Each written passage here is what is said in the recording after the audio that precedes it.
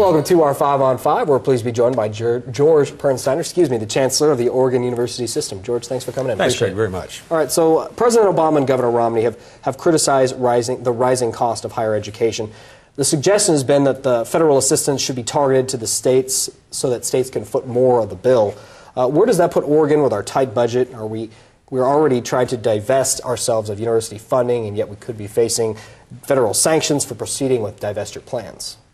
Well, actually, you've hit on one of the major points in all this. The increase in costs in public higher education have been directly related to the reductions in state appropriations to support the universities. Oregon ranks about 5th from the bottom in terms of its support per student. And so as we look at the rising cost of tuition, you have to juxtapose that against how much money the state is putting in. And the state investment in Oregon is among the lowest in the country.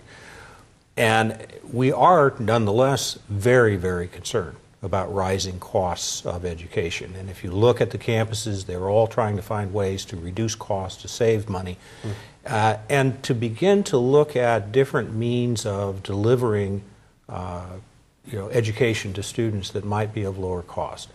We have a group here of faculty system-wide who are looking at these massively open online courses and a whole variety of other ways that students could bring learning from other environments in.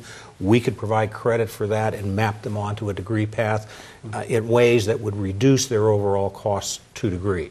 We have relied in Oregon in the last several years really on getting more and more students to go to the community colleges and then transfer to the universities in order to reduce the overall price tag that they have to pay.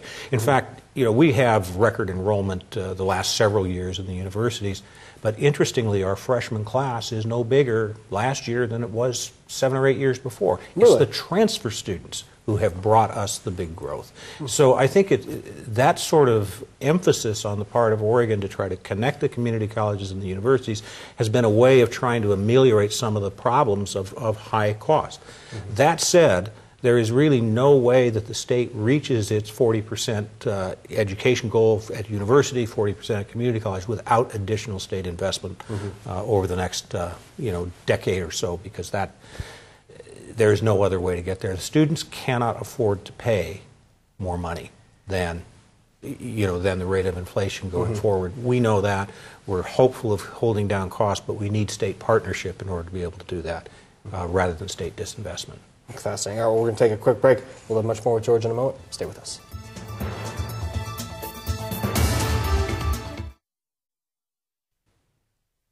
Welcome back to our 5 on 5. We're here with George Pernsteiner, the Chancellor of the Oregon University System.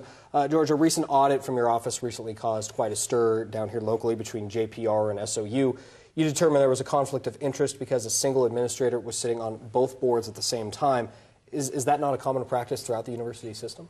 Actually, it's not. And I think there's a misconception about some of these things.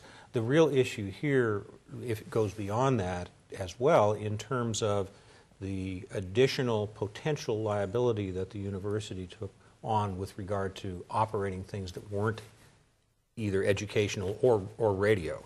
And so it was the web of all those things together that created the question about how to proceed. And I think, working together, the JPR Foundation Board and the Jefferson Public Radio folks at Southern Oregon University have worked out, I think, a very promising and arrangement that should benefit radio for a long time to come here in Southern Oregon, and should provide an opportunity for appropriate fundraising for radio and then appropriate fundraising for the theater, which was a separate kind of an entity. So I think the net result has been and will be positive. But we needed to segregate the duties and to separate sort of those issues and those enterprises one from the other. Yeah, I want to ask you about the theater because we're running out of time. But now the university system has a history of supporting a lot of cultural activities, and such things like the Hawley Theater. What specifically made you determine that the Hawley Theater was inconsistent with SOU's role in the community? It's more a question of who would bear financial liability were something to go wrong in terms of being able to renovate, to acquire and renovate and move forward. And neither SOU nor the SOU Foundation had it in their remit to do those kinds of things. I think the clarity of the new arrangement is not only desirable for everyone, but also probably the best business practice. I wish we had more time. Fascinating. Thank you so Thanks, much for Greg, being very here. much. Take care. Appreciate it. Stay with us. We'll be right back.